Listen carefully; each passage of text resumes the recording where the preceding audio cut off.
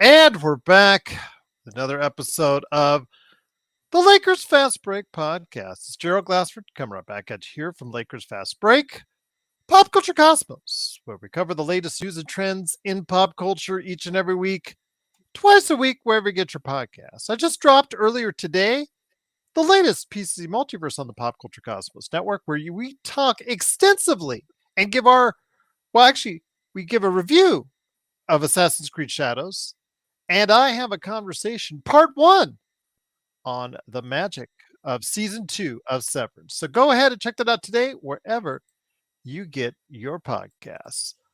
Also, as well, John Koss is here, the casual that he is. It is, of course, the man behind Clutch Talk and Lakers Corner. But, I didn't know if you were saying something. Don't do that. Okay, well, you called us. I'm like, I said this the other night. I'll just get into it right now a little bit. I say, whatever your opinion is on that debate, or if you think Jokic or Russell or whoever's in there, we're all not being paid an extensive amount. Believe me, I did my taxes a couple weeks ago. I know exactly how much I'm being paid. You cannot be calling me a professional. I can't call you professional because I could probably guess on your taxes how much you make from your channels. So, in essence, we are all casuals. So I'll just leave it at that, my friend. So, but we're good casuals, and we're casuals, but we're good friends. It is, of course, you could be a casual too at Clutch Talk and Lakers Corner by liking and subscribing. Yes, he's got the L flashing up there. Yes, indeed. Of course, also as well, the Lakerholics, or Joe called them the alcoholics last night. I thought that was good when he popped that one. I thought, Joe really had like 2 hours of dumb jokes today, but last night he ripped a good one with calling the Lakerholics alcoholics. He was just kidding, of course, but it looks like they're going to do a Sunday show. Looks like they kind of confirmed it. So we'll go ahead and go with that they're coming back at Sunday. Go ahead and check them out today at Lakerholics.com. Our good friend Stone Hansen covering the draft. He'll be eyeing the Final Four. I know Zach will be eyeing the Final Four. I know Magic will be eyeing the Final Four because he picked Houston. I picked Dallas. I picked Duke, excuse me. And the thing is with Duke, Magic Man, if Duke wins and everything lines up, Zach will actually have 99.9% of the games right. And he will still probably be in like 50,000 out of the 34 million. He still won't qualify for the big prize. Damn. Magic, I can't hear you, Magic. I can't hear you, Magic. Okay, no worries. $5 from no Joker. Truly appreciate it. I hear you a pro as soon as you get paid. Not what I get paid. I think you need a couple notches higher. Okay, you need a lot of notches higher on that. So, let's not put us at pros just yet. I'll just leave it at that. Casuals, I think, for all of us would be the way that we describe it. For now, for now. In the future. I was going to ask you, Gerald, is Warren Buffett's offer still stand where he's willing to give somebody $1 million? Somebody won it this year because it was the first 30. Wasn't it first? And somebody got 29 or 30 of the first 30 games. They get the $1 million from him. And somebody from Berkshire in his company did win that. I do remember reading that last couple weeks ago. But so I was looking at the ESPN updated, and Zach is at 99.9% of the top people listed on the ESPN challenge, and there's still no way he's going to come close to winning. Because you looked at it. Yeah, Gerald, I'm 83,000 out of 34 million, and he's only missed like one game. But what can you say? I want to go ahead and make sure you guys know about Empire Jeff covering the latest and greatest with the Lakers and Dodgers. Our beloved Joe Soro has the Joe Soro Experience. You could go ahead and like and subscribe today. He'll probably be blabbing about the Dodgers at some point in time. So go ahead and check him out there because it actually is good conversation that he provides on that show. I do want to compliment on him, all kidding aside. Also, as well, go ahead and make sure you listen to Daniel Berry Sports Highlights and cover his YouTube channel, and all the great things, all the great places, all the great people. Go ahead, like and subscribe. Thank you so much to Search and Destroy, the latest member that's become a part of our Lakers Fast Break. He's rejoined and became re-upped as a membership. So go ahead, subscribe today. Like, subscribe, become a member, do all that great stuff today as a member of the Lakers Fast Break Podcast. All right, the Lakers, after that tough loss yesterday against Golden State, back-to-back, should have been easy, right, against New Orleans. Already sitting down Zion for the season, already sitting down CJ McCollum for the season. DeJounte Murray, we talked about him and the fact that the Atlanta Hawks are laughing all the way to the bank with Dyson Daniels and 2 picks, and in exchange, DeJounte Murray is kind of laid up for a while. But their season in New Orleans has gone in the toilet, which would have been really great for the Lakers. But the Lakers have always had trouble this season, as we have talked about, with teams that are not doing so well.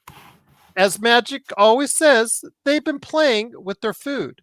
And for the first 3 quarters, they went to lunch, Magic.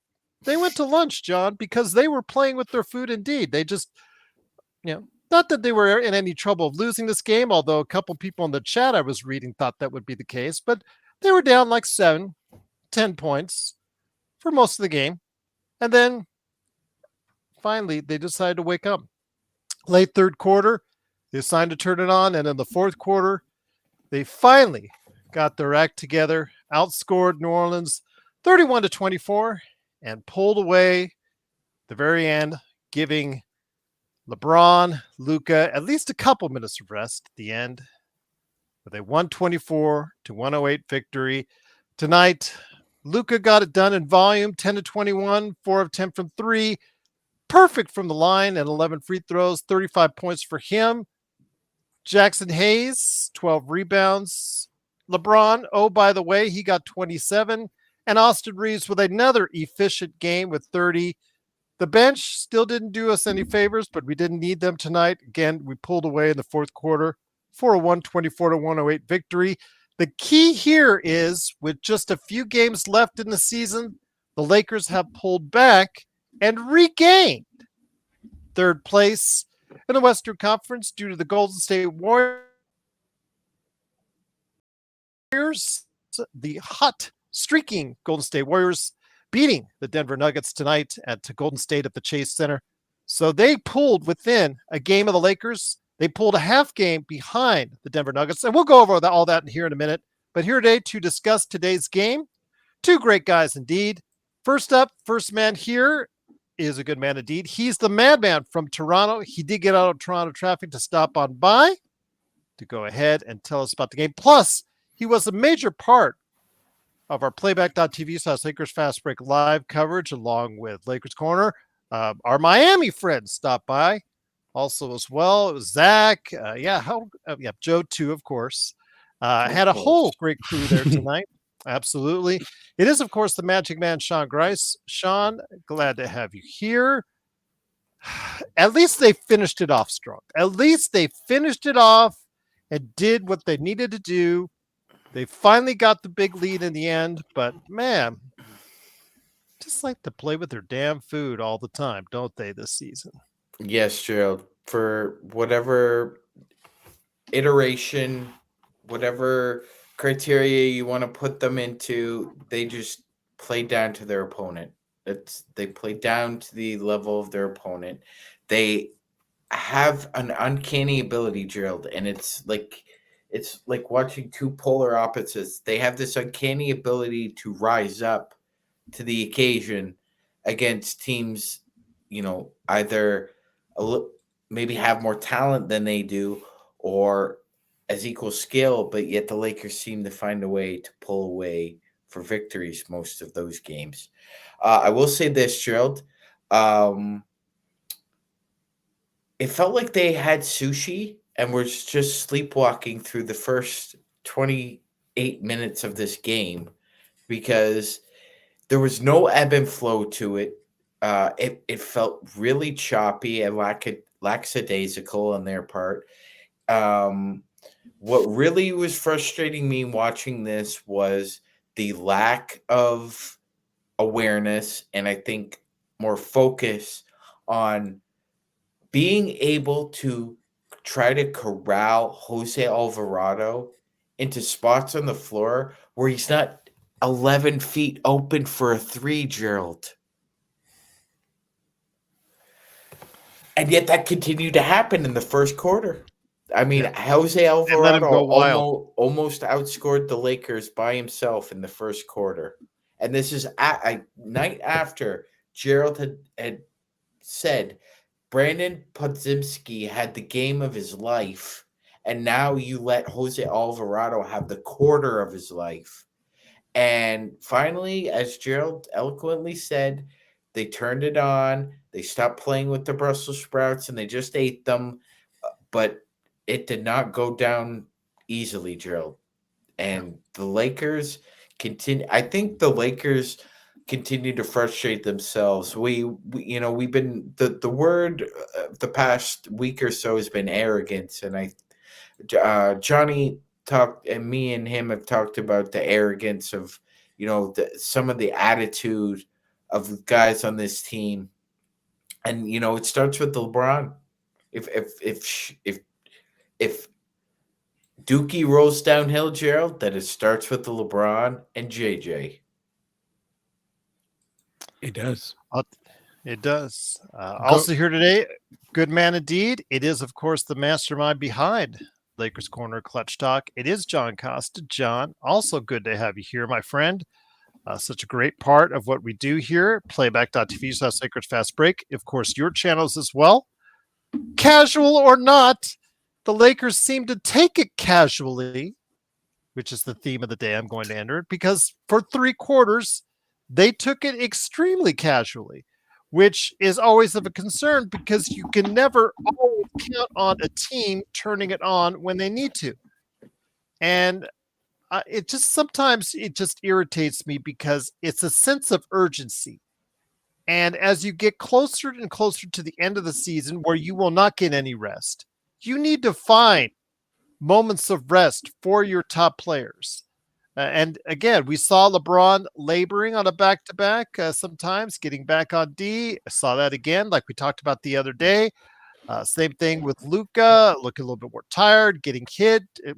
Although it didn't affect his free throw shooting, I got to give him credit for that. It was perfect from there. But your thoughts, John, again, you need to find as a team any bit of rest you can while still trying to go ahead and being able to get the highest seed possible.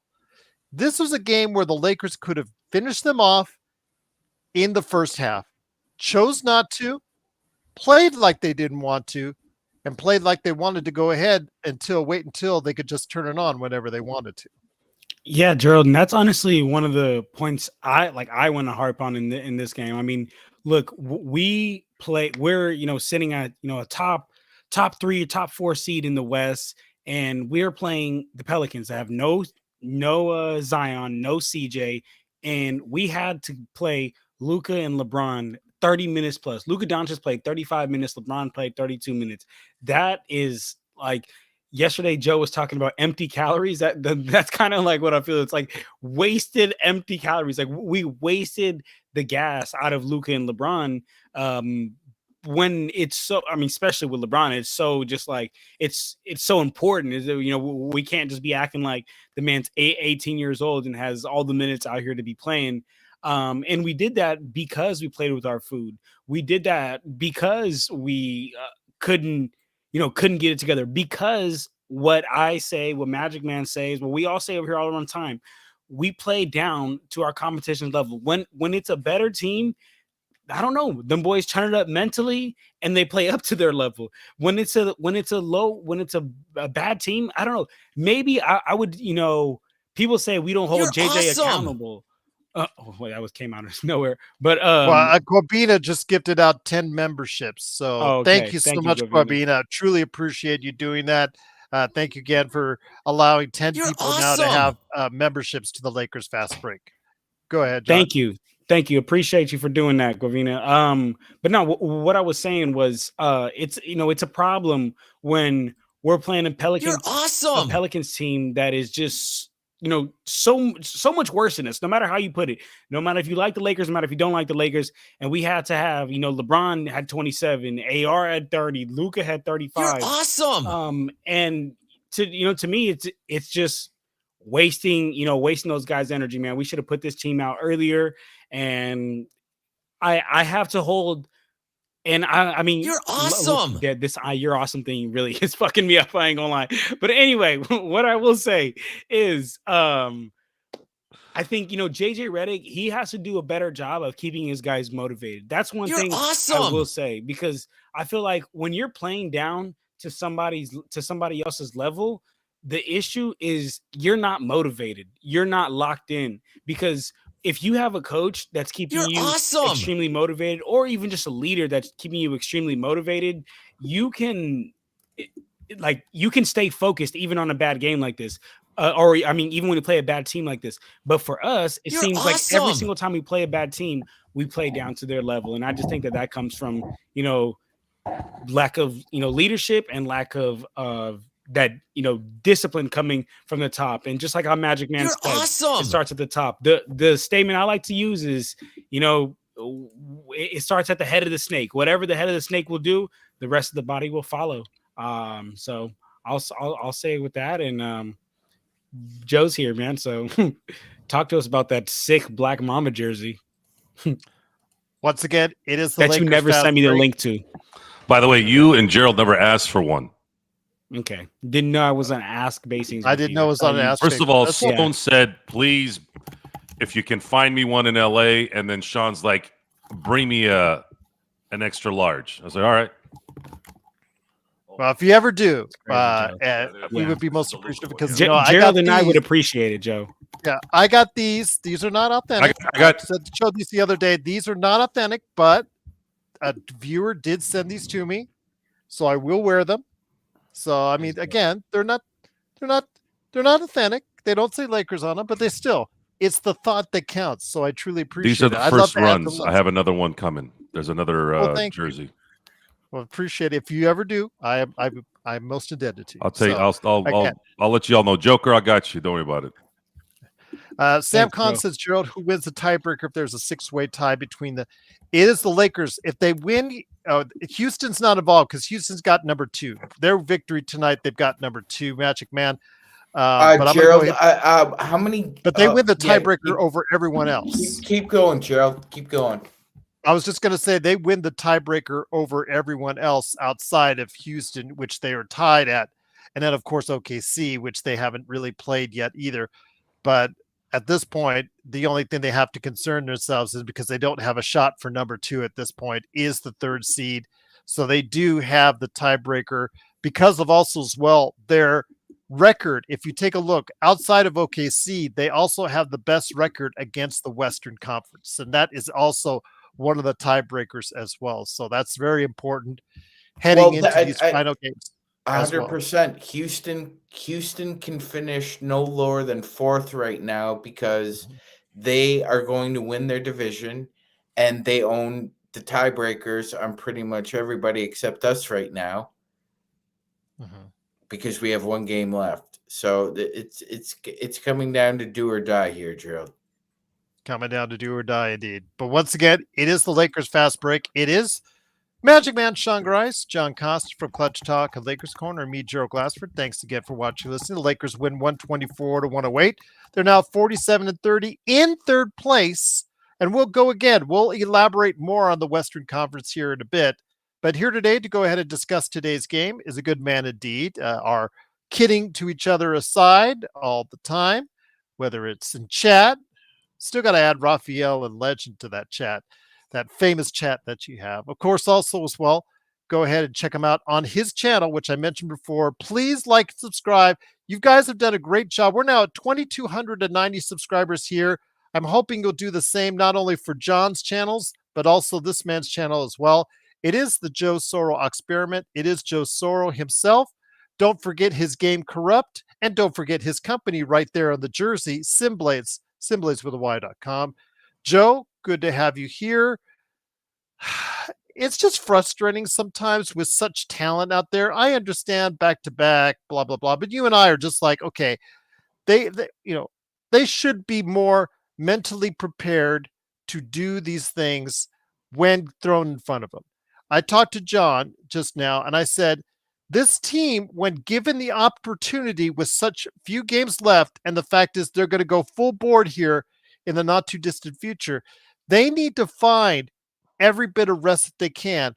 They should have finished off this team in the first quarter instead of letting Jose Alvarado go wild on them and letting this team think it have a chance to win until the fourth quarter, Joe. It just is a matter of sense of urgency. I just don't see that all the time from the Lakers right now, like I did during that 8-game winning streak. I've said this twice already. As soon as Jemison got put in there and he took Alvarado to the ground, you didn't hear about Alvarado again. I keep telling you guys think I'm joking around. No, you're not. You called it right there on the chat. This is actually how I've even used this tactic in gym ball, just playing at the gym.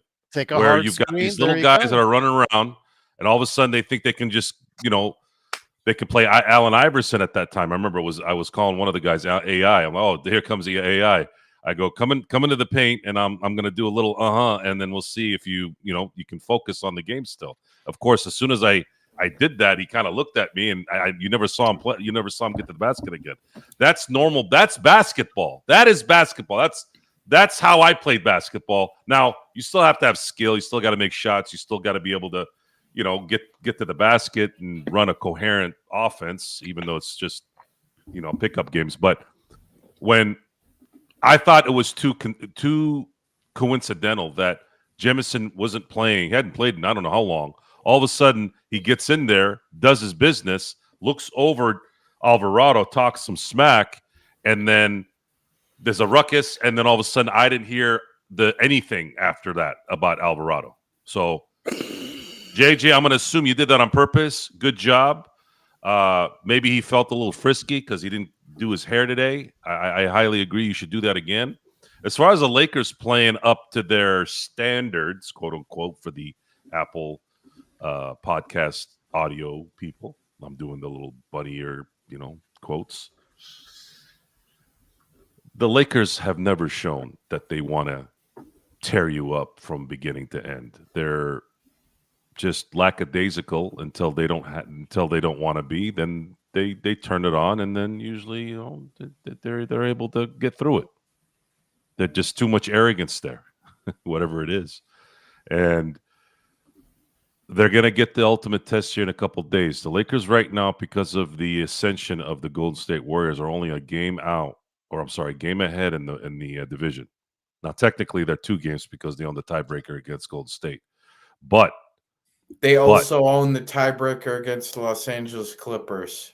Correct. So right now they're ahead 2, counting the tie if they have to have a tie, and that could be changed though if they get beat in both games against Oklahoma City. They have to win one of these games to really have a shot at making sure that they get that third seed. I think that third seed is the final frontier for them.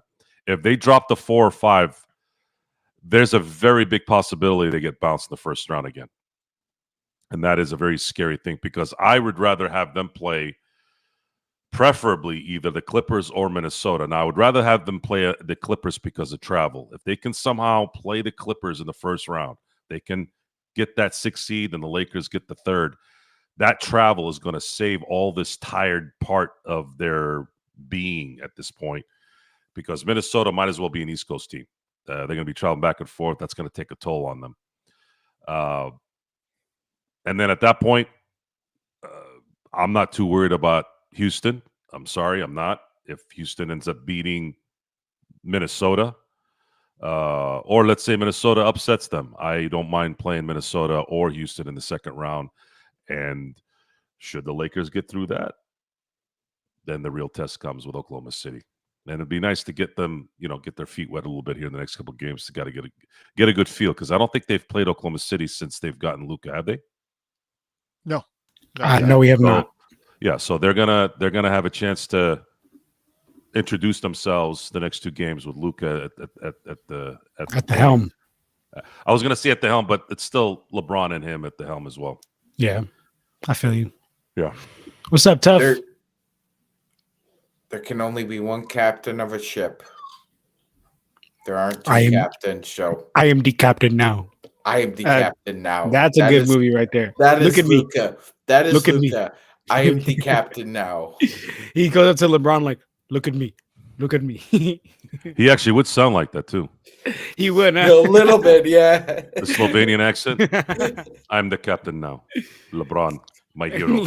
LeBron's just like, okay. LeBron was such a hero to Luka when LeBron was trying to campaign for him to be Team LeBron. He went to Team Jordan. Mm-hmm. I'm like, wait, what the fuck? I thought this guy was your idol. What the hell are you doing? I'll tell you what, though, it's going to be very interesting how this plays out over the final games of the regular season. I'm going to go ahead and bring up the actual standings for the Lakers here in just a second. But Magic Man, before we get into that, we saw a sighting, a Dalton Connect sighting today. And in the first half, he showed why he may want and may deserve, depending on who you ask, more playing time. But with the playoffs coming, I still think he's the odd man out in the rotation, unfortunately. But how encouraging of a sign was Dalton Connect's play today, Sean? I would say encouraging for him, Gerald, and encouraging for the Lakers if JJ decides, he wants to play Dalton Connect a consistent 20 minutes a night. Because I think at this point, 20 to 25 minutes a night is probably adequate for what he could do. Now, I think that's going to decrease heavily come playoff time, Gerald, because we know that Maxi Kleber is coming back very soon. So, unfortunately, I believe Dalton Connect will be supplanted again in the rotation. And he's going to have to continue to play this way if he wants to get playing time as we roll down the stretch here, Gerald. He made his first 2 threes, Gerald, but he missed his last 4. He had 2 pretty decent defensive possessions, Gerald, but he got beat a few times as well. He's struggling. He's still struggling defensively, Gerald, and we've talked about this. I really don't think he's engendered the confidence from JJ Redick, where JJ feels confident that if he puts Dalton out there, that he's not going to be a hindrance or an obstacle. He's going to be a break glass in case of emergency in the playoffs. I think people just need to come to grips with it at this point. Yes, because he might be a Lonnie Walker for us in one of those games and might go crazy in one of those games. Don't put it out of the realm of possibility, but then he'll go like a game where they give him minutes after that, and then you'll realize why he was on the bench in the first place, because he just can't defend at an NBA level. That's right, Gerald. He'll shoot 2 for 4, maybe hit a couple threes, but give up 10 points on the other end. Yeah. So it's almost just and I think that's what JJ wants to see, Gerald, is that there's a greater than sum zero effect that Dalton Connect has on the game. Like, he actually has a positive net impact on the game from an offensive and a defensive perspective. And I just don't think he has engendered that confidence to have that kind of responsibility. And especially with the way that, JJ has more confidence in Gabe Vincent, so to speak, than Dalton Connect right now. So Gabe Vincent is a vet. Dalton is not. Gabe Vincent has shown prowess for hitting open shots off Luka and LeBron passes. Dalton is, we don't know yet, Joe, because again, he hit his first 2 trays. He missed his last 4. He needs to be more consistent on both ends before he can gain the confidence of JJ Redick and the coaching staff. Well said, my friend. John, go ahead. I was going to I was just going to talk about Dalton real quick. I mean, I was just going to say, Magic Man already touched on a lot of it, but I think JJ, I understand why he's not playing him, but I think, he has to, he's going to have to, at some point. And Joe brought up a great point when we were in playback that we talk about a lot here. It's like, well, if the defense already sucks sometimes, it's like in regular season, what do you lose? Come playoffs, now I get it. Now, if we're playing him out there, like 20 minutes and he's getting targeted, it's a whole different story. But there's no reason to me that there should be games where he's getting DNPs and our defense sucks anyways. Like those are the times that I think it's like a killer to his confidence. And as a young guy like that, the number one most important thing is what? Confidence, man. Yeah. Knowing that you can do it, knowing that you belong. And if you at all in the NBA start to get a slight feeling of, man, I don't belong over here, it's over for you. They're going to pounce on your neck, these guys. So that's one thing I'll add to that. Rodell's putting in the chat, JJ seems to have more confidence in Goodwin than Dalton right now. That's the tried and true coaching thing, John, we see. They always prefer veterans. Even if those veterans are not more talented and could ultimately help you down the road, not as much or not as quite as maybe a younger player could. Yeah, John, it's just as simple. They always rely on the veterans. And thank you, No Joker. Truly appreciate the super chat. Goat LeBron told me to hook up our host with some coffee. Thank you. No Joker, man. You gotta love him, man. And JSJ, I got a question for you because JSJ said here in the chat, as long as we don't face Golden State in the first round, he's good. Man, I'm gonna be honest, guys, and tell me if I'm far off here, but I'm not afraid of facing the Warriors. I'll be honest with you. That is not a team I'm afraid of here. So I mean, tell me if I'm wrong. Tell me if you guys disagree. But those buttholes get tighter in the playoffs. No. John, we live in the age of information entrapment and recency bias. I think that's what people are suffering from right now. We kicked their ass the 3 games before we played them. Absolutely. I'll still take our front line over their front line. Does anybody not remember that? Yes, Gerald, 100%. So, no, I'm not worried about the Warriors. Wrong, Gerald. What everything tonight we're wrong. What do you mean? What do you mean we're wrong? Don't even listen to that guy, guys. Okay. Don't even listen to that guy. All I will say to James Incorrect Text is this: you need to flash forward, go back on Twitter. All the times LeBron has your hairstyle is wrong. Okay, he has praised Dalton Connect. All the times he's thrown flowers at Dalton Connect. Yeah, I get your rookies and LeBron thing, but all the times this season he has thrown flowers Dalton Connect's way. So don't give me that BS.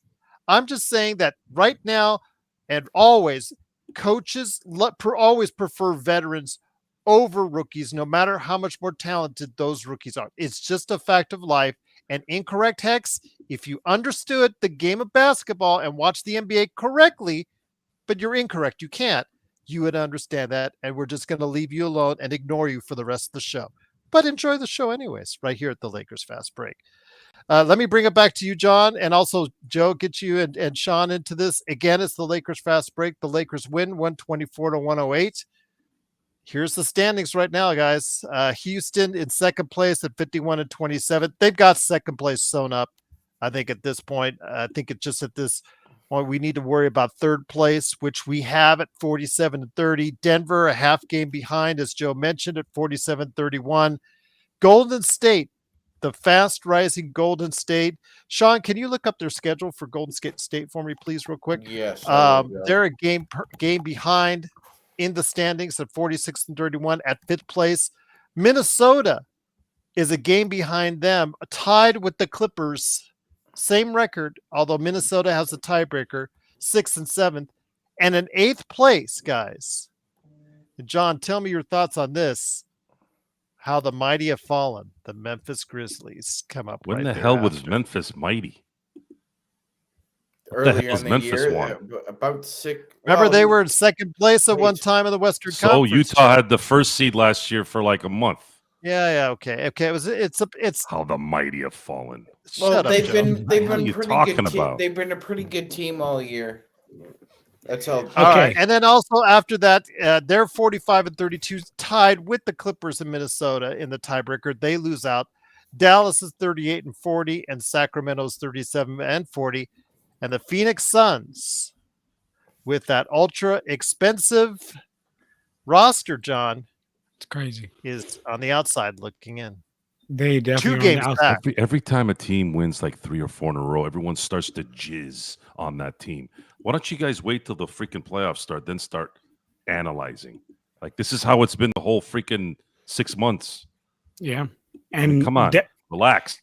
And I absolutely love my boy JSJ.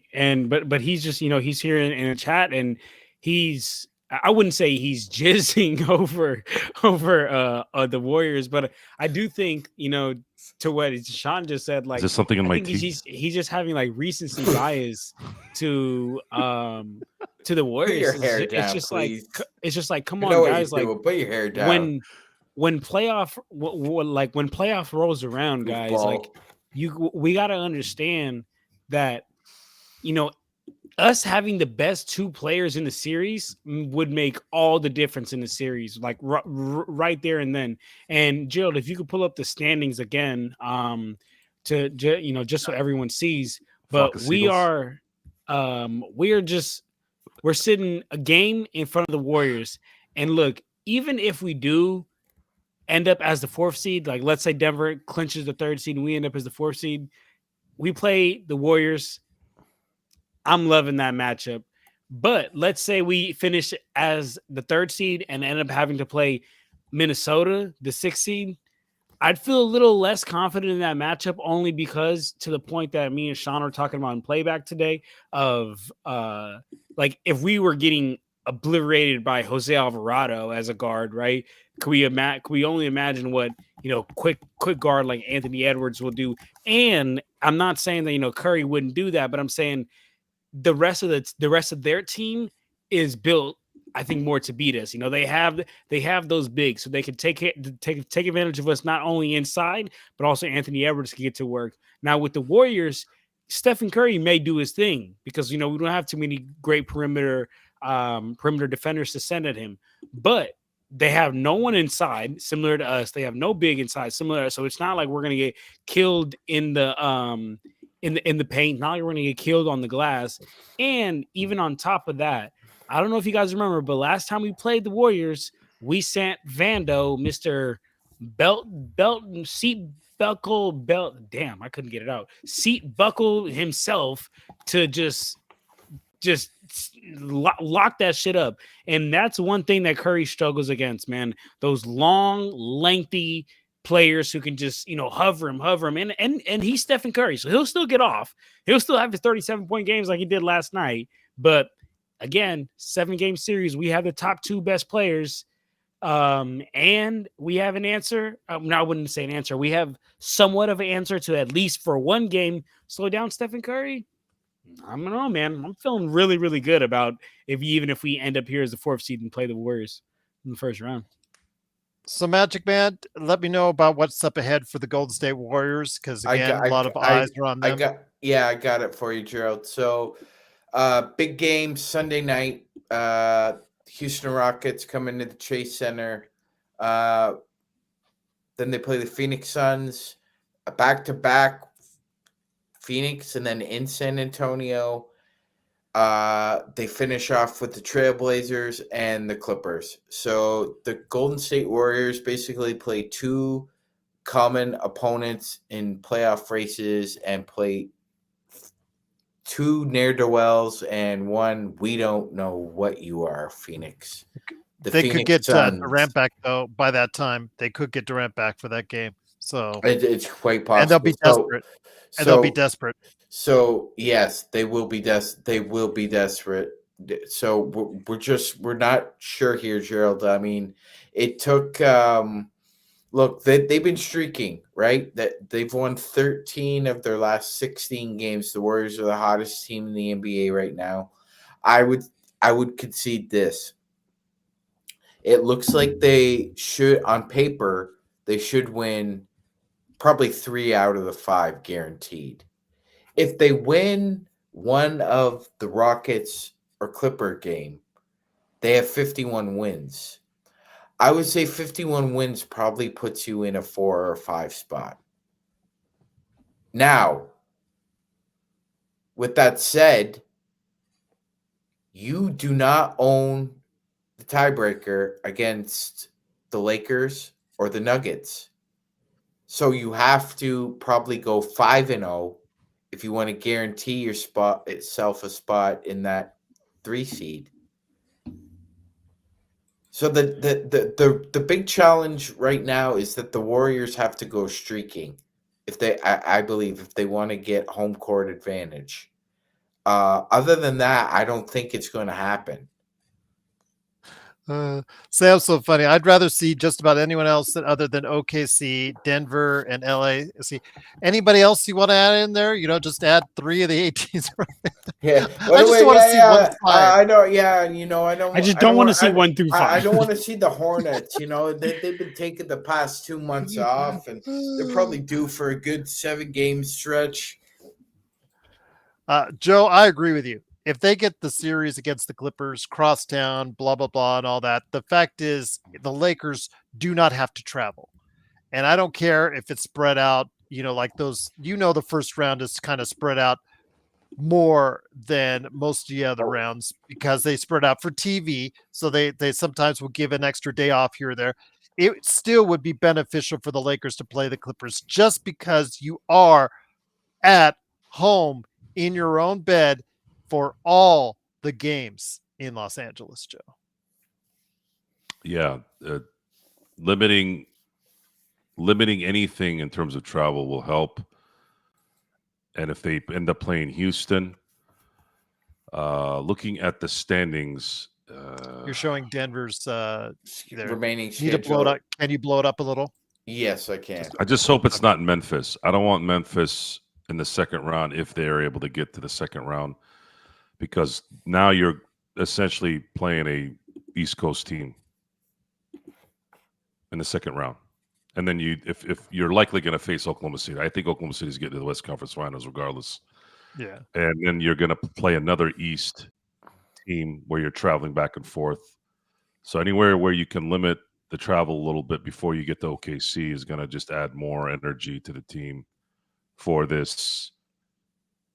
possible run. Denver's schedule looks okay. The Houston game, it might be problematic because Houston might be resting everyone. But thank you for that segue, Gerald. That was excellent. Houston's the swing team here. They're the swing team. They play the Lakers. They play the Warriors. And they play the Nuggets. They are the swing team in this whole, and they're in the catbird seat. They're in the second seed, Gerald. I don't think they can afford to lose a couple of those games to the Lakers or the Warriors or the Nuggets. And I think Ime Udoka is an intelligent coach, and I don't think he's going to let them rest on their laurels and think it just because we're up a couple games that we could slow it down and pick it back up again. He's not that type of dude. He wasn't that type of dude when he was a player. He played it to the hilt. Ime Udoka wasn't a great player, Gerald. He averaged, I think his career average is around maybe 13 to 15 minutes. Yeah. 5 or 6 points, I think. He was a grinder, but he played hard. And he comes from that Popovich system where it's possible they could rest guys. I just don't think it's going to happen. They're up against it right now themselves. They play playoff opponents as well. So I don't think the Rockets are sitting there thinking that the second seed is safe. Yeah. Again, but if they do win that game at Golden State, that does ease a lot of that tension right there. So that's a key game for them. It all depends, again, at the end of the season when they play Denver. Will they send their guys off? Will they rest everyone and give Denver that game? How close will they be to the Lakers at that point in time? Or how does Golden State figure all into this? These are things, again, we could have avoided, but we're here now. So we got to go ahead. And by the way, Gerald, the Rockets also play the Clippers. Mm-hmm. The Rockets play 4 teams that are between 3 and 8. 4. The only team they don't play in that group is Minnesota. Bloodhound, you're crazy. That was hilarious, Bloodhound. John, let me bring it back to you. It was mentioned in the chat. Who would OKC and Houston like to play the most? if I was them, I would love to see the Sacramento Kings and or the Dallas Mavericks or the Phoenix Suns rise up, because those teams have been miserable all year. That would be my preferential if I was one of those teams, to see them win the play-in on that and eliminate a team like the Clippers or Minnesota or Memphis.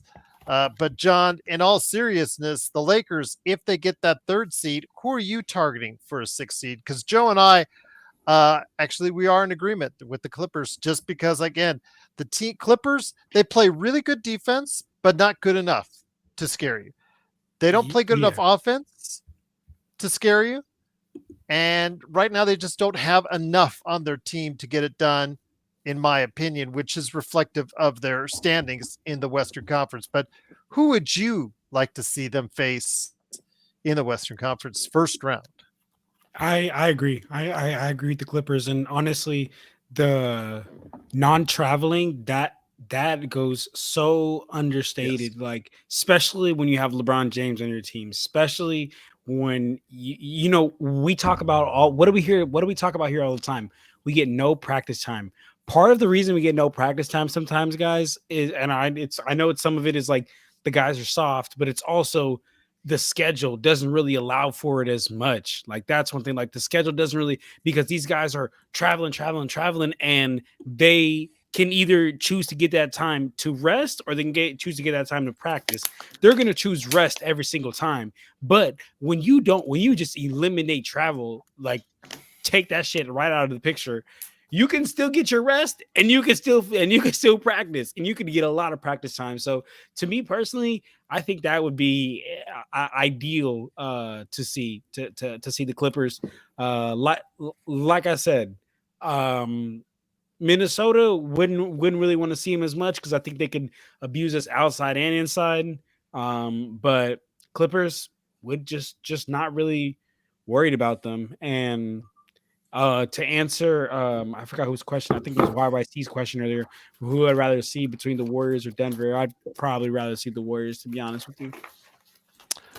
Joe, let me bring it back to you. Once again, the Lakers win 124-108. The Lakers are currently in 3rd place in the Western Conference. Sharon had mentioned that exactly. Couldn't agree more. Couldn't agree more. Real quick, hold on. Just sorry, I forgot to say this, Gerald. Shout out Hustler INC, man, because boy, oh boy, was this chat loud yesterday about Luka. Me, Joe, and Gerald. Sean, brother, you missed it yesterday. The chat was very, very loud about Luka, and right now, not seeing all those guys here today. So crickets today. But all right, and mind you, I said this. Oh, you were on mute. We all said this would happen. We all said I will never. We all said this would blame Luka for anything. So deal with it. Yeah, and I mean, I didn't say that. I said I'll blame him. I said it. That's fine. I'm saying what I'm saying, and what I said is that you got a problem with that. I want to see if y'all keep that same energy, and nobody kept that same energy, because everybody's been extremely quiet when I told y'all this would happen. I'm not even paying attention. Everybody thinks they're the chef. Yeah, for all those mouth breathing, horn swaggling cracker croakers. It's a Blazing Saddles joke. Anyway, for all you morons out there that just love to come out of the woodwork or out of your mama's basement and talk about how Luka had a bad performance, he's a bum, he's overweight, and today you can all shut the fuck up and have a Coke and a smile and incorrect text. That's what he James Hex, have a Coke and smile and shut the fuck up, according to Richard Pryor. Text. Woo, incorrect text. Who's cooking who? I'm cooking you. Incorrect text. Woo. I've been asking this guy to shut up for so long. This guy, I'm so happy everybody's on board. You guys have no idea. I've been telling this guy in the comments that he is an idiot for so long, and I'm glad the whole LFD. You know what? One of these days, I should erect a Hall of Shame. We got a Hall of Fame of viewers and whatnot. A Hall of Shame. We have destroyed and owned so many of these losers like Incorrect Hex over the years. And the thing is, they keep coming back for more. They keep coming back for more. They want more. They're glutton for punishment. We got to do a Hall of Fame of Block getting cooked, of James Hex getting cooked. Oh, there's a list. There is a list. 7/1 grand. Yeah, there's a whole list. There's a whole list of losers. Luka is trash. Basically, yep. But he's white trash, which is better than green or brown trash. Exactly. So let me bring it back to you, Joe. The hell does that even mean? Well, why are you discriminating against trash? All trash is trash. Why are you discriminating against garbage? Sam, and by the way, what comes out of your mouth? Are you watching the show with your wife? What Joe? Can we stop with the wives thing now? He watches the show with his wife. He wants to see a picture of his wife after the divorce. Sharon earlier said, Joe, is the possibility still there for the Lakers to get into the play-in, i.e. them losing games? The answer is yes. The answer is yes. And the rest of the schedule is not that great for us because it starts off with 2 games in Oklahoma City. Your thoughts on how concerned you are the Lakers might fall into the play-in? I'm not. Okay. I'm not concerned. Okay. I'm not. I'm not concerned about really any team. Okay. I'm more concerned with, will the Lakers be healthy and mentally focused enough to win? Absolutely. And we're not going to know that until they get to the playoffs. And this has to be structured correctly, in my view. And we're not going to know that until the season's over. The Lakers playing the Clippers in the first round would be immensely helpful in terms of their health and their fatigue. Then in the second round, if they face Minnesota or Houston, I would prefer Houston because it's a much lesser travel setup, although not by much.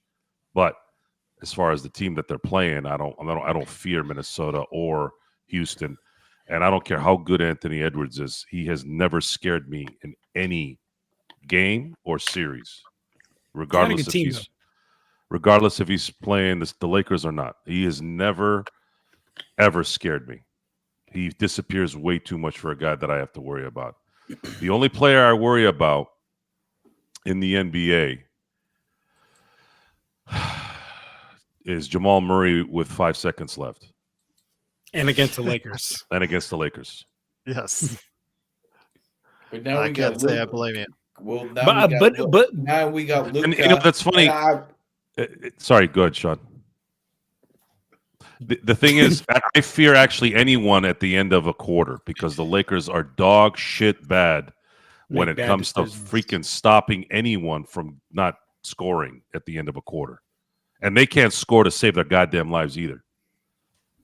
That's because it's the same thing we keep reiterating. It's this bipolarness that also resonates in our analysis after every game. We'll sit here, we see these guys play like gangbusters one game, and then they play like complete brain dead zombies the next game because they're tired. I don't know. We don't really have any consistent analysis because this team isn't necessarily consistent. It's a very bipolar team, and then we get suckered in there, and then anus pimples like James Hex comes on here and tells us about how LeBron sucks. You know, okay, if LeBron sucks, then who's good? Who? Man. Seriously, who's good if LeBron sucks? What a great point, Joe. Shai Gilgeous-Alexander at 24? Well, no shit. The guy's 16 years younger than him. So I don't understand this unless you're just saying it just to say it. No one really sucks here except maybe not you, Joe. James Jemison, you know. But even he didn't suck today. He actually did a job that we've been begging the Lakers to do all year, and they actually finally did it. I just don't know if it was by accident or on purpose. So I wanted to go ahead and touch on this Magic, and I'll bring it back to you. Once again, the Lakers win 124-108. It better be good because you've been touching on a lot of things that are you know what? Like incorrect text for one. So no more talking about just what the Houston Rockets are going to do. Shut up, Joe. Anyways, Magic Man, bring it back to you. When you see this team, the Lakers. Yeah, jerk. He likes being, well, again.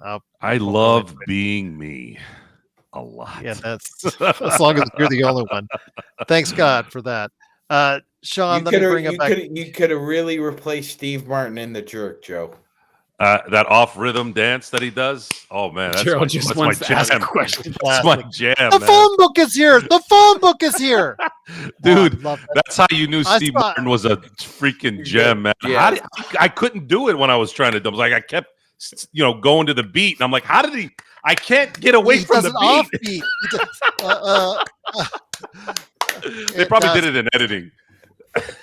And when he puts the glass on, and everybody up by the end, everybody has the glass. And now I gotta go watch that after the show. Yeah, oh, that is such a great movie. John's like, what the fuck you guys are talking about? I don't know. I don't catch that movie reference. You would laugh at this movie, John. You would laugh. What's this movie called, guys? Steve Martin stars in The Jerk. It's The Jerk. Okay. It's a story about my life. Yeah. There you go. The phone book is here. Oh, yeah, and I'll just leave it at he's just so happy. All right. Tacos for everyone indeed, Hernan. But Sean, let me bring it back to you, my friend. Again, 5 games left, 2 games on the horizon with Oklahoma City. I mean, we can only hope that OKC might decide to rest some players. I'm not counting on it. The thing is, though, even if they are successful and do get the split in OKC, the next day after the second game is a back-to-back against a very determined Dallas in a homecoming for Luka, but AD will be waiting for them as well. 100%, Gerald. So this 3-game trip, you got to win. I think you got to win at least 2. You got to win at least 2. Keep pace. You have to. We have the toughest schedule remaining, so you play. Why wouldn't you? You play OKC twice. You play Houston. It's tough. That's a tough stretch. So you better secure victories against Dallas and Portland, because you need to win. I think the Lakers need to get at least 51 wins. I think 51 or 52 wins is the key here, Gerald, for that 3rd seed. So you have to win at least 3 of these next 5 games, preferably 4, because everybody's playing one another.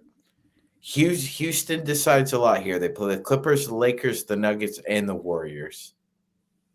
They play the whole Pacific Division. And by the way, interestingly enough, the Clippers have a home back-to-back with Dallas right now. They defeated Dallas tonight. They've got the Mavericks again tomorrow night.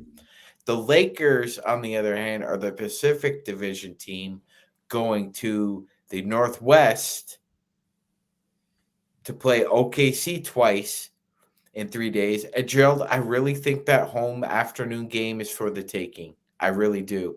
I think you can catch OKC on an off afternoon. Now, it's rare that they lose back-to-back games. It's very rare. They've only lost 13 games all year. But I think that one's right for the picking if the Lakers want it. Because I've seen OKC play afternoon games 4 times. And in the 3 of the 4 games, they were basically playing with their food too. Now, eventually they took care of business. But I think this is an opportunity for the Lakers here to go into OKC on Sunday afternoon on national television and make a statement. I will say this, though. They are going to have to make a statement, at least one, if not both those games. But, John, as we get close to the end of the season, Joe mentioned whether by accident or whether it was directed towards him, Trey Jameson, for whenever he gets in there, is proven maybe not the most skilled basketball players, but a player with his linebacker-like strength to be able to be, for lack of a better term, thug for us, for lack of a better term. So I will give this to you, John, with Maxi Kleber, who had the update with the Lakers that he's just finally getting back on the court, starting to shoot around. He's starting to practice, but they gave no timeline, absolutely no timeline on when he'll come back for the Lakers, if at all. Your thoughts on getting Trey Jamison, maybe a shot, giving him a full contract so he'll be eligible for the playoffs and maybe get himself thrown out with Jokic at some point in time down the road. That's my hope, is that you bring him in there. You just try to go ahead and just tell him to put a bear hug on Jokic and get themselves thrown out. That's what I'm hoping. Joe, do you have something to say? I seen Joe looks oddly suspicious. He's a thug, man. Okay. He knows what he's there for. He knows he's as an enforcer. He's there to go ahead and do just that. Hey, look, I'll say this. Enforcer, Alan. Enforcer. How about that as a better term? There you go. Enforcer. I think having an enforcer in this league is I think really slept on. I'm not gonna lie to you. Like, you have to have enforcers in this league. Literally, the Pacers. The other team's fans will call him a. I can't believe you insulted Alan, man. But listen, shut up. I didn't. The Pacers literally. I did not call Alan any such thing. James Johnson to I can't be a part of this. Be an enforcer, to be the thug of the team, or however you want to call it, man. And I think that Jameson could bring us some value. You know what I'm saying? He genuinely could bring us some value. Because when you have that enforcer on your team, Gerald, not only do you do what happened, like today, like Jose Alvarado was running around, he hip checked him, kind of. Joe, are you pulling a Danny? Are you doing a Danny right now, Joe? Joe, stop. Listen, for the love of God, stop, please. You're pulling a Danny, Joe. As soon as he sees Alan come in the chat, he always tries to. I knew he was going to do that, by the way. I just knew when he got up what he was planning on doing. Not even brought out Sports Baby. He knew right away. Devious. But listen, I think having an enforcer on your team is really important. And I think having him there hold on, let me mute myself. could make a difference here. It could make a difference. So who do you get rid of? Let me tell you. Who do you send packing? There's no more cardio, bro. Reddish. Shake. Shake's got to go. Shake it off. Shake it off. Shake it up. Shake it off. Shake it off. My daughter loves that song. Shake it off. Shake it off. Ooh, hoo. It's in Sing. Sing 2, guys. I know that movie back and forth. What movie? Movie Sing. I have a 4-year-old daughter. Sing what? You might not relate. It's a movie called Sing. But anywho, yeah, I'd let go of Shake, honestly. Shake's bringing nothing to the table. You watch movies called Sing. You didn't watch The Jerk? Let him talk. It's my daughter's movie. I just sit there and Johnny, watch with her. Keep going, brother. Keep yes. Going. So, to me, I get rid of Shake because he brings nothing to the table with no enforcer, while Trey Jamison could be that enforcer. And if anything, if a player's out there balling out, I tell Jamison, hey, go out there, use all your 6 fouls on him. We're gonna need him in these next 2 games, Gerald, because guess what? Kelly Olynyk need Jackson Hayes right in the what. Speaking of thugs, Kelly Olynyk is a thug. He is. Shoot the 3. Shawty want to be a thug. Yeah. So Lou Dort has become one of the. Talk to Kevin Love. He'll tell you what he thinks of him. Oh my God! Yeah. Snapped his shoulder right out of place. Lou Dort I saw that live. Wow. Like a wishbone. He's like going one way, his shoulder's going the other way. Because he's Olynyk is using it like an attaché case and just holding on to it. Just go this way. Yeah, exactly. Hell are you guys talking about? Lou Dort. So Kelly Olynyk. Lou Dort has become one of the dirtiest players in the NBA, Gerald, which is a surprising statement. However, it remains true, and I'm sure there's going to be come a moment in these next 2 games where Dort tries something on Austin Reeves, or I'm guessing Luka, because I would guess that they will put Alex on Austin, which is going to be interesting, and you're going to have I believe Wallace and Dort checking Luka. So it's going to be very interesting here. Where does Caruso play? Man, YYC, bro. Stop with the fucking age. Age got nothing to do with shit. He talked about I know Shotty want to be a thug. Come on, brother. sorry, Sean. Was that a Tupac song? Oh yeah, like that's a little ageist, isn't it? Can't John? I know, bro. Can't John listen to whatever music he wants? Fuck, to dude. To? Some old people are just annoying when it comes to that shit. YYC, come on, shut up, bro. Come on, bro. Yeah, like I'm not your bro, and that's $80.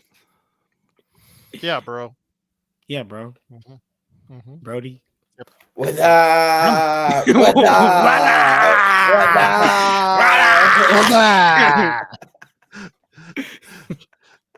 Sean, go ahead. I'm sorry. Joe's the dignified one right now.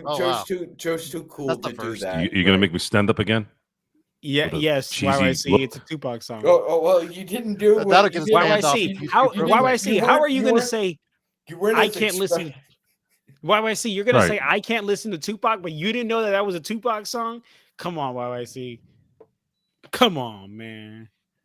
I still think it's a shame though when you drive by the site, the actual place, nothing, no memorial, no nothing.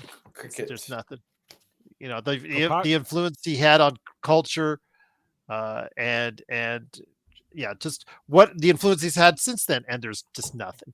It's just no. It's just a street corner. That's pretty much essentially what it is now. It's sad. It's sad. Yeah.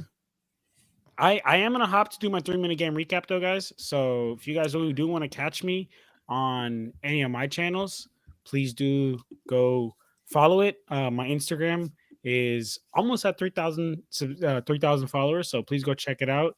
It's Lakers_corner. TikTok is Lakers_corner 24. And then my YouTube, I do 3-minute game recaps, talk about the game in its totality, do some film breakdown sometimes, called Lakers Corner. Check me out. But thanks for everyone being here, and glad to see you guys. And great Lakers win, guys. The lamp is lit up. Sean, Gerald, Joe, I'll see you boys. Great job, John. Go ahead and check out Lakers Corner and Clutch Talk today for all the casuals out there, indeed. All right, boys. I'll see y'all. Yes, but Later. I want to go ahead and get it back to Joe. Fight Hernan says, "Fight Joe." Why does Joe? Hernan wants me to cook. He wants you to rant. I don't know why you want to rant. Why do we? Hernan, I'm waiting on a trigger. I'm waiting on a trigger. I'm trying to see if I can catch something, but everybody's in such a good mood. What? I guess if incorrect hex, I know we have a message for if Black joins up, but James Hex. John is too young to understand that you can't have a 40-year-old run your offense for 35 minutes a game. Oh, there he is. And they think they go deep in the playoffs. Lucas should be run. See, Gerald, you know, this ageist thing is really annoying. That you started off your point by saying John is too young enough. So you're already being condescending, you prick. Yeah, exactly. You're already being condescending. And this is a guy who knows basketball in and out, and he's probably forgotten more about basketball than you can retain. Secondly, you don't know what the hell you're talking about because LeBron doesn't run the offense. It runs through Luka. You clod, you nincompoop, you maroon. It runs through Luka. You just bypassed the bad language on YouTube. Good job, Sean. There you go. Good job, Sean. But let me ask you this: both I could have said boo too, you incompetent boo. I'm gonna bypass it too on the next discussion. Go ahead. Let me just ask you this real quick to make the point. Do you guys like the Beatles? Any Beatles songs? Yes. There you go. That's before your time. It is Music before doesn't my count. time. Music It doesn't does. count. But no, It it's just the fact that John is not allowed to like Tupac No. songs Music because of doesn't count. divorce? Your age doesn't matter with music. Music is It should. universal. I agree. Yeah, doesn't matter. Yeah. But we're also talking about today, and John has the same pair of eyes that nitwit does, but John actually pays attention to what he's watching.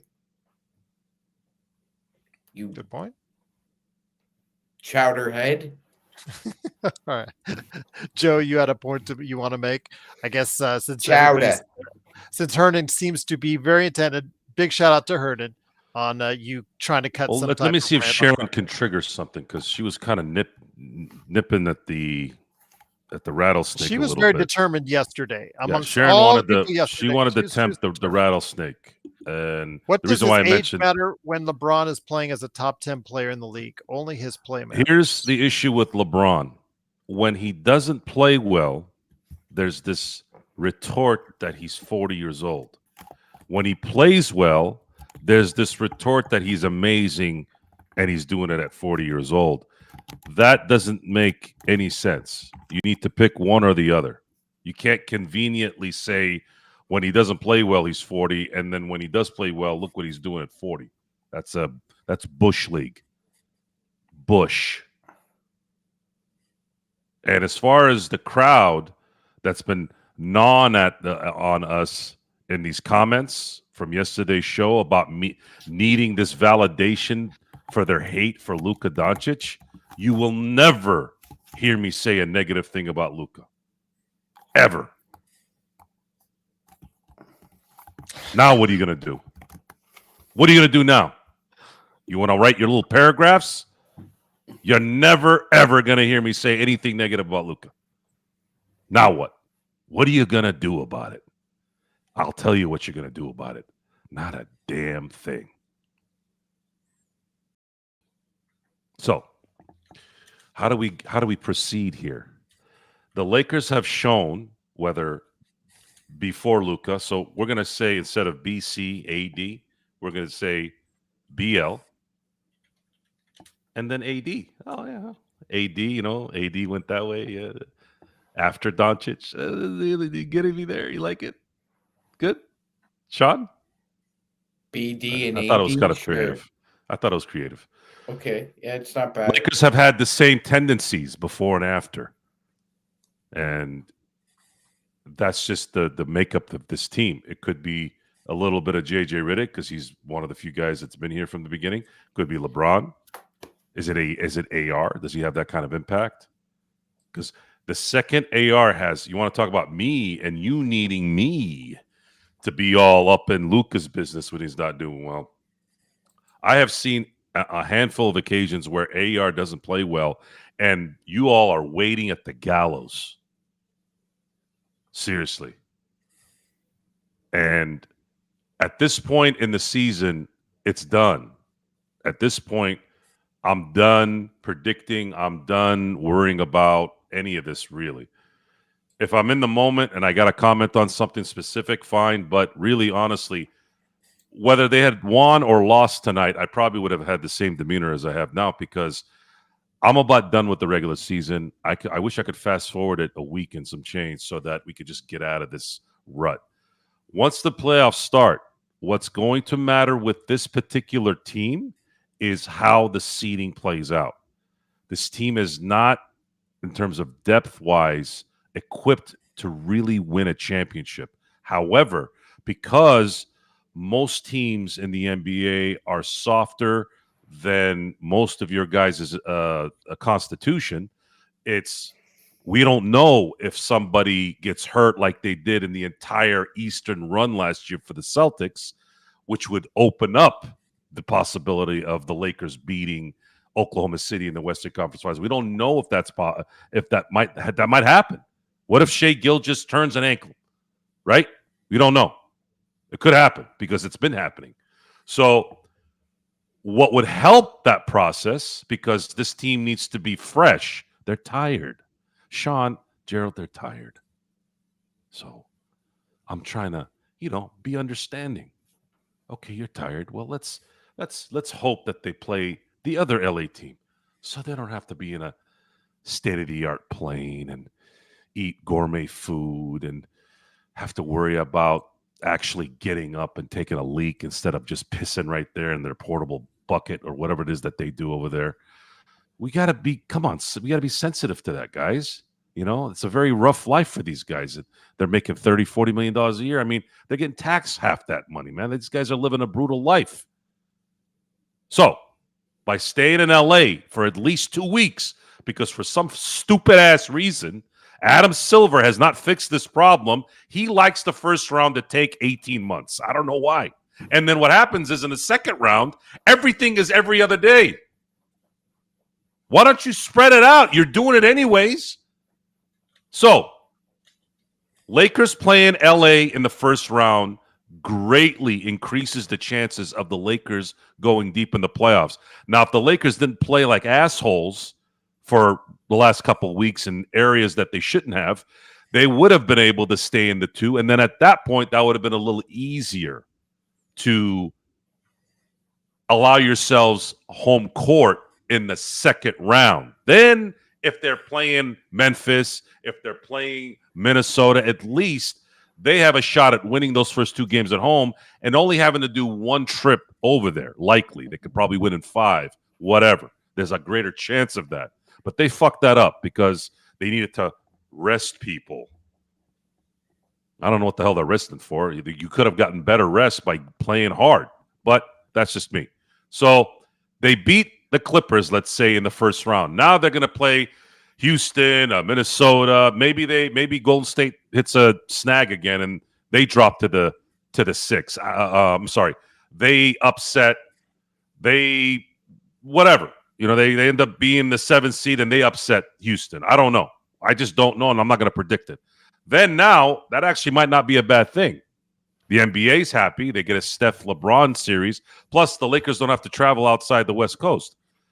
Lot of scenarios here. If they can do something like that and then meet Oklahoma City in the Western Conference Finals, they'll be better equipped energy-wise to go past that should things work out.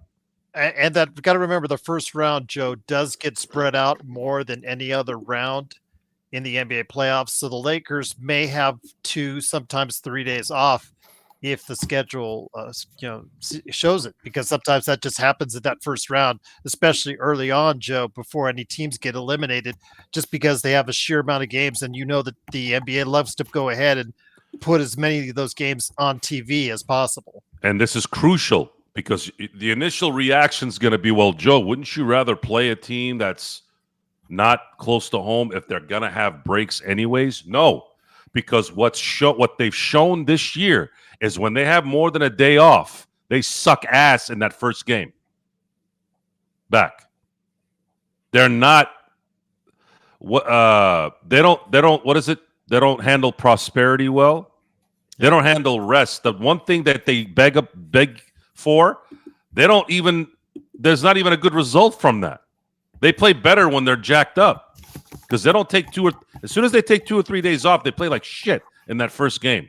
So you don't deserve 3 or 4 days off. At least if they play LA in the first round, they're at home anyways. So whether they're rested or not, they're still at home. Win that series, then I'll be comfortable with if it's Houston, if it's Golden State, or if it's Minnesota in the second round. I would actually prefer Golden State because, again, of the travel thing. It would really, really save those guys the travel.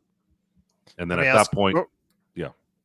Well, let me bring it to you one more question, Joe. Would you be frustrated or would you be upset if the Lakers are only 1 game behind Houston when they finish up the season? I would.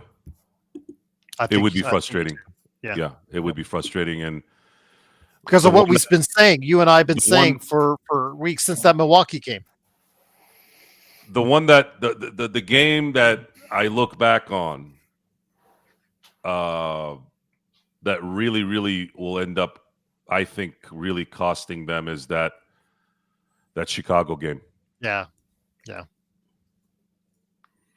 The Chicago game, that the criticism of players when they screw up and the response to that. we should be able to criticize a player one game and then prop them up the next game. That's how it goes. These are all separate games. It doesn't. We're not sitting here crucifying the player for every game he plays. We're not doing that. LeBron James in that particular game was horrible, even worse than he usually is at the end of games. And he needed to be criticized, and you can't deflect it and say, oh, well, so-and-so didn't play well. It doesn't matter what happened before they were up 115 to 110 with 12 seconds left. It doesn't matter. At that moment, you're supposed to close that. You're supposed to close that game even if you're the worst team in the NBA. There's another game that bothered me when they were up 3 in Denver with everyone injured, and they couldn't make one singular, maybe not a stop, but could you not allow Jokic to literally get the ball right enough? How the hell do you screw that up off a timeout? Those type of things are the things that gnaw at me, that when I see something in another game in the future, that absolutely it like compounds itself when I add those things in my thoughts, because those are not supposed to be mistakes you make. If you get beat by a better player, if you get beat by a bigger player, I get that. That's normal. But to allow someone to just stand somewhere and you're sitting there looking in the sky, or you can't literally inbound the ball to another player, a play that the defense has to figure out what you're doing. That means you have a step on everyone, and they still can't figure it out. Those type of things are the things that frustrate me, because it's low IQ basketball, and this team has Luka Doncic on it and LeBron James. Those things should never happen. I mean, let LeBron or Luka take the ball out then. Great players are not supposed to screw up pop flies. Yes, I'm talking about Aaron Judge too. You're not supposed to drop those balls. And look what happened when he did, right? It's catastrophic. That's it. It's a tennis match of emotion. It's a tennis match of criticism versus against props, all that stuff. That's pretty much what the Lakers' theme of this team is they're just as bad as they are good, over and over again. Magic Man. Yeah. So, would you be frustrated too if they fall just a game short out of second place in the Western Conference? 100%, Gerald. 100%. I know Joe says one game. I can think of 4 off the top of my head right now. That looking back, what were you doing? You lost to Charlotte at home. Charlotte is one of the worst teams on the road this year, and they went into your home building and they punked you. That was one. The Atlanta game was another one. They had the Atlanta game, and they let the Hawks back into the game because, Gerald, what were they doing? Playing with their food. Mm-hmm. That's 2. Orlando. I'm thinking of the Brooklyn game as well, Gerald. You had a strong first quarter, and then you just let a pretty bad Brooklyn Nets team beat you. Yeah. That's Utah. 3. That's 3. Utah is 4. And then I'm thinking there's 4 games right there, Gerald. Orlando with Franz Wagner. That's 5 games. The Milwaukee game. I thought of 4 off the top of my head. Gerald's just added a couple more. Milwaukee game where they just totally tanked it in. Mm-hmm. There's 6. Both Chicago games. 7. So, I mean, even if you won 3 of those games, you'd only be a game away from catching Houston, and you play them one more time. So it adds up, Gerald. It does. We've watched this game for too long and have seen too much to know that this is a problem at the end of the year when you look back and say, that one. And As we've seen, Gerald, you can go from in the West, you can go from 2 to 5 to 8 pretty quickly. So now's not the time to fold in the tent and say, let's get ready for the playoffs. You got 5 games left. I think you need to win at least 4 of them to secure the 3rd seed. Last thing I'll say before we go, guys, is that when it comes right down to it, our uncertainty about how the Lakers will do in the playoffs, where they'll land, who they'll face, et cetera, et cetera. Joe, I want to bring it back to you, and I'll bring it back to Magic for some final thoughts on this. The Lakers are 30-10 against the Western Conference. Again, they own virtually all the tiebreakers that are out there that could possibly happen at this point in time. 30-10, for however much we do not like the way they've played on the road against other teams in the East, et cetera, they have been the second best team in the West when facing against Western Conference teams. So going into a playoff format in the Western Conference, you have to take that into consideration at the Lakers when they're playing teams in their own conference. For the most part, they have at least stepped up to the plate on 30 occasions and won those games, Joe. So using the statistics and the results of this season, which is a big part of what our analysis is during the shows, we're basing off what their habits are. They win at home more than they win on the road, considerably. They win at home when they play Western Conference teams. They don't win at home. I'm sorry, they don't win when they get too relaxed. They have to be kind of slapped around. They have to be kind of pressured, challenged, and it's probably why they're tired and they're so. They're not literally dumb, but they play dumb. They're sitting there and they're tired, and they've said they're tired. Luka has said he's tired.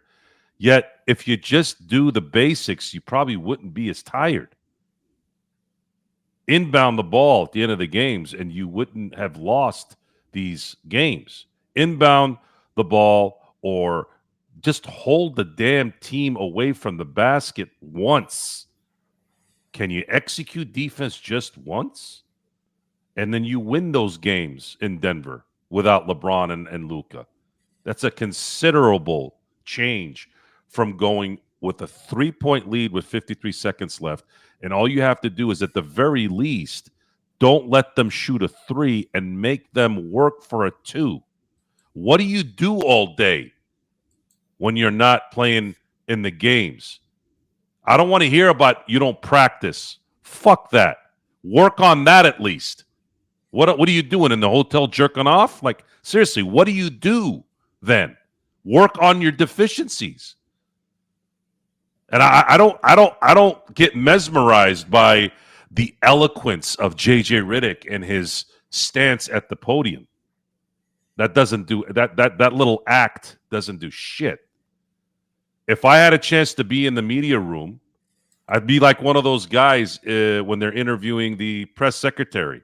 I'd be like, so what are you doing when you guys are having issues in certain areas of the game?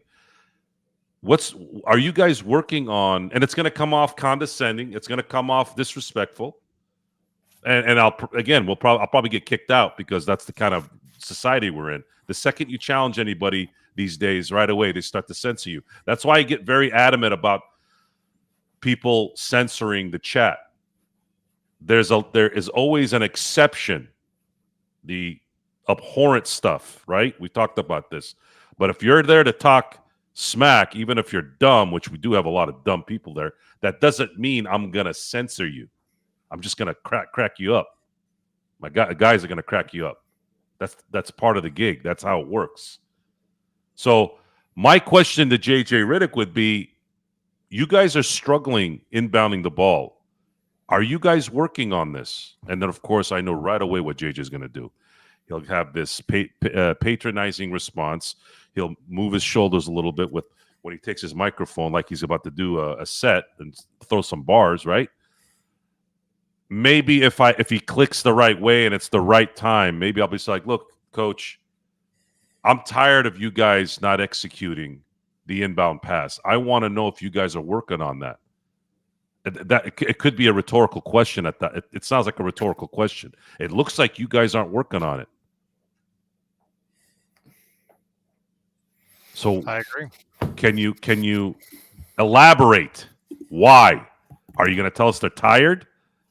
Are you going to tell us they're just not smart enough to do it? Say something. Tell us something. These are the things I want to know. And I think if all things considered, our opinions and our predictions, no one really can look at hear what I just said and say, well, Joe, I guess you can say, well, Joe, you don't understand. It's a hard game to play.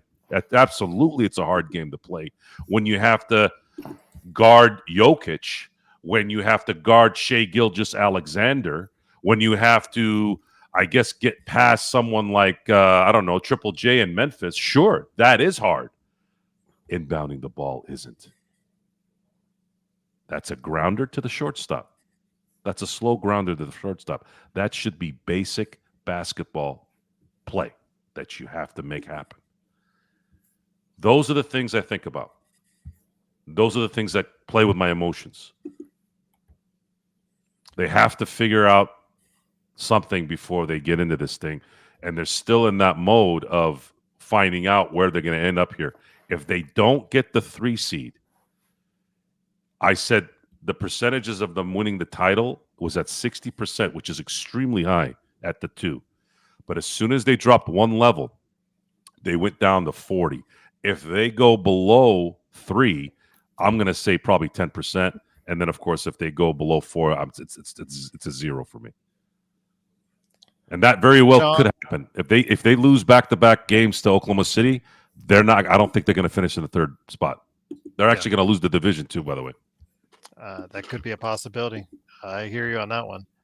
Gerald, I saw Martin post something, and here, I'll just blow this up.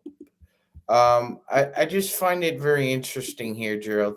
Do you notice a common? This is, by the way, the Lakers' best starting 5 lineups. Do you notice a common theme, Gerald, amongst the Lakers' 5-man units here?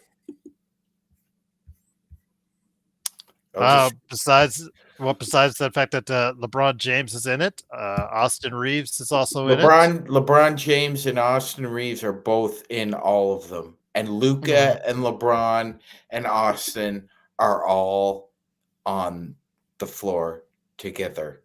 I'm not sure why some people are having trouble computing this. Austin Reeves is not going back to the bench. Are we clear about this? Is this conversation over now for everybody? He is not going to be going back to the bench. LeBron had 27 tonight. Austin Reeves had 30. Luka had 35. Martin, if you are saying that Austin Reeves should go to the bench, then I submit to you in the chat, post who you would replace him with and why you think that person would be as efficient or more efficient than Austin Reeves. Because that's the only 2 reasons why I should, or anyone should, listen to why Austin Reeves should go back to the bench. It makes no sense. At this point, you can't.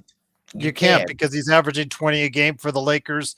Unfortunately, you just don't have that kind of offense that somebody comes in there. Joe and I, even at the beginning of the season, we thought still that maybe the best place would be for on a championship level team is put him at the 6th man. But he has grown beyond that as a playmaker, as an individual, guy that the team is relying upon.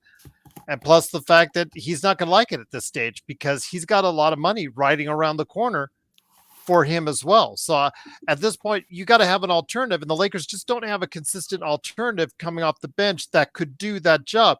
DFS is all over the place. Gabe Vincent is all over the place. Those guys are all over the place. And of course, we talked about Dalton Connect already. There is just no consistent alternative. If you want better defense in there, Yeah, that's great, but DFS and Vanderbilt, especially Vanderbilt, cannot give you what you need out on the floor And for Gerald, 35 minutes a game to make 100%. up for that loss of 20 points a game. 100%. And I think Martin is overlooking one big issue that he's got with putting Reeves on the bench, and that is when you have Luka Doncic going into the paint and you have 3 or 4 defenders within a 3 to 5 foot radius of him, who is hitting the open shot, Martin? DFS has not been hitting the open shots in the games consistently, Gerald. We've heard Luka brag about him and glaze him up about how, oh yeah, he's hitting them in practice. But the fact of the matter is that the really only consistent threat we have from 3 that takes them and makes them and is open is Rui. And he's Rui, 40% or close to a shooter, Magic Man, but he just doesn't take enough shots. There are days where he only takes 2 or 3 shots where he actually disappears. It's a case where he just is not consistently aggressive enough. That's why when you guys when we traded for him, I wasn't as high on him because the fact he has always been and always will be a 10-point a game player. It just evens itself out because the fact that that's who he is. I mean, you see some signs from him that you could say, oh, maybe his game could really allow him to be at a different level. But for whatever reason, Magic Man, he just doesn't have the aggressiveness to say, I want that ball every game, 7, 10, 12, 15 times a game and do something with it on a consistent basis. It's just not who he is. It's not his DNA. That's why he'll always be that 10-point a game player, is because it's just and he's 31 now. So at this point, he is who he is. It's just thinking you don't have anyone there that you could say, okay, Austin, I'm taking you and 20 points a game out of the starting lineup. I'm playing you 10 to 15 minutes less and putting someone and bringing them up 10 to 15 minutes more and getting that kind of production, or making up for it so much better on the defensive end. That's the problem. We don't have a defensive stopper. We have, when we play the best defense, if you notice in that Denver game, that when everybody got together, when they play as a collective unit and communicate on defense, that's when their best defensive performance is. That's what they did over the course of that period of time, was the way they communicated with each other in defense. When they lost that, you see what happens. People shoot like crazy from the outside, and the Lakers can't stop anyone. And that's what we've seen, what's happened so far. But, you know, we're going into the playoffs. They obviously got to get it together, and what's coming right down to it, guys, because starting Sunday, it gets real as we play 2 games in Oklahoma City starting on Sunday, Joe. Yeah, this is going to determine the seeding. I believe the next 2 games. Mm-hmm. If they split it, they have a chance to get the 3. If they win both, they'll for sure have the 3. If they lose both, there's a big chance they may drop to 6. That's a scary change. That's a scary flip, because that means they're going to have to start the playoffs again on the road. And that will probably spell doom. Even if they can escape a first round,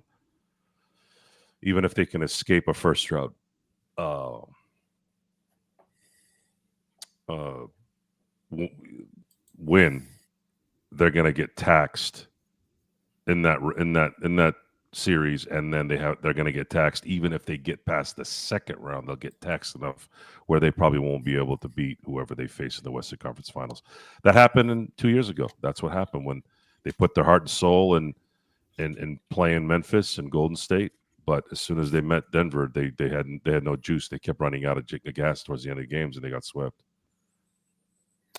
So tomorrow, Joe, do you have a Joe Osoro experiment for everyone out there? Because I think I will be on tomorrow. Yeah, I will be on tomorrow. The Dodgers are playing tomorrow. They lost today, 3-2. Props to Tommy Tanks. Hit a 2-run homer in the top of the 9th, and then umpires kind of botched a call that I had watched over and over again. I couldn't understand why they changed the call on the field, when it was clear that you didn't really see any indisputable evidence that the tag got to Chris Taylor before he hit his hand on the bag.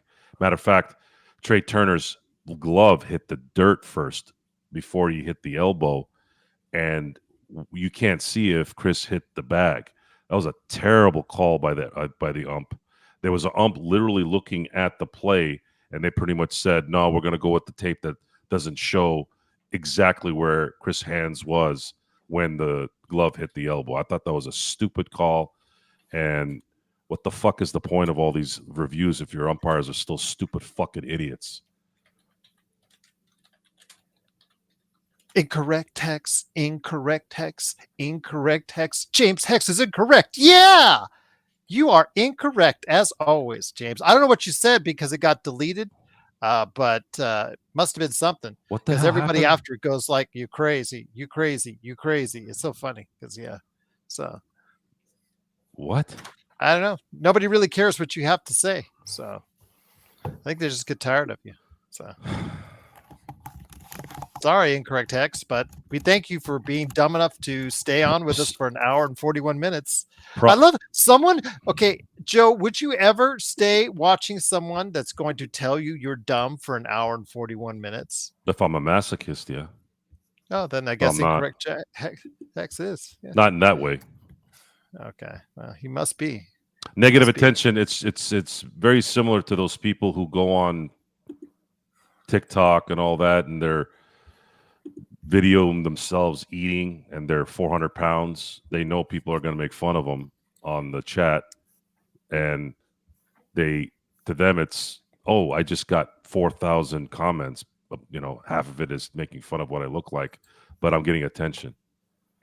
Negative attention is attention, and most people unfortunately need attention. I guess so. No joker. Yes, it must be. I don't know. Again, it's just crazy. But the Lakers do take the victory today. But I guess our next game is on Sunday against the Oklahoma City Thunder. Magic Man, I'll close it out with you. Some final thoughts. Joe Soro tomorrow for the Joe Soro experiment. And then for Magic Man, it's going to be playback on Sunday, my friend. Big game on Sunday. And now for my final thought, Gerald, in my Jerry Springer voice. Nobody wins. Anyway, I was going to do a Jerry Springer thing there. I really think this afternoon game is ripe for the picking. I've got just call it a hunch. It's going to be, I don't think Jalen Williams is healthy enough to play, and I don't think Isaiah Joe is going to play either, Gerald. So at this point in time, the Thunder are dealing with a couple of injuries. Nothing too significant, though. That being said, the Lakers need to win one of these games, and I actually, believe it or not, ladies and gentlemen, last year, Luka Doncic and the Dallas Mavericks were in a playoff series against the Oklahoma City Thunder. And Gerald, it was a fairly competitive series. However, Luka got the best of the Thunder on the scoreboard and eventually eliminating them. And Lou Dort loves to hurt people. He's become a dirty ass player. I don't know where it came from. He didn't come into the league like that. But the past couple years, I've noticed a big change in him. And he's going to look to rough up Austin Reeves, Luka Doncic. He can't do it to LeBron. He's too big. That being said, this is a game where I do think you're going to need the introduction of Trey Jameson again. Especially considering the fact that if JJ was telling the Lakers that there's no way in hell you're going to get the rebounds against Şengün and Adams, what the hell do you think you're going to do with Chet Holmgren and Isaiah Hartenstein? So you better be ready to box out all goddamn game long, because this is going to be a long 2 games. Oklahoma City plays torrid pace of offense. They muck it up defensively. They like to use their hands a lot. They themselves get a lot of free throws, but they also have a tendency, if the refs are happy whistles, to give up a lot of free throws at times. These are long games. So get your popcorn ready, because it's going to be a long game with the Oklahoma City Thunder. And we'll find out on Sunday. Don't forget, at a time at 11 a.m. on Sunday, it is the Lakerholics. Tomorrow night on the Joe Soro channel, Joe Soro Experience channel, it is Joe Soro recapping the Dodgers and previewing the Lakers. I'm assuming the experiment. I like the experience better, but okay, the experiment. It's an experience on the experiment. I get it. There you go. The experiment, the experiment. He'll be going ahead and talking about the Dodgers right now, playing the Phillies this weekend, and maybe even previewing the Lakers as well. So yes, there you go. All right, guys. And by the way, Brandon, speaking of dirty plays, Lou Dort hit LeBron on the head, man. So don't give me this crap about Lou Dort plays LeBron hard. He does not play him hard, man. Look at the offensive rating of LeBron versus Lou Dort and get back to me, brother. See you next game. No. Man, we always have to get a challenge from our audience. They look like a bunch of dorts. Well, we'll see. Again, heading to OKC, 2 games there over the course of 3 days. And then, of course, on that, you got a back-to-back, as Luka will have his reunion in Dallas, indeed. But we'll go ahead and cover it all for you. We'll go ahead and challenge it all against you. We'll go ahead and report it all on you. But we'll also go ahead and have the Joe Soro experiment on his channel as well. Like and subscribe. He does need all the help he can get in the world of YouTube. He does provide some good shows. I've watched them, and they're actually good stuff. So there you go. Be a part of what he's doing. Well, everybody needs help. You do need more than 51 subscribers, Joe. I have 55. It would help. Well, there you go. All right, moving up in the world already. I'm not going to say anything, because you know what? I was there once myself. So there you go. Yeah, long time ago, pre-Joe. But anyways, thanks so much again for joining us. We'll be back on Sunday. Joe will be here Saturday night on his channel, so go ahead and check it out. We'll be back for the Lakerholics at 11 a.m. right here on a great weekend upcoming. We'll find out what happens in the Western Conference with just a few games left. Can the Lakers do it? We'll find out right here at the Lakers Fast Break Podcast.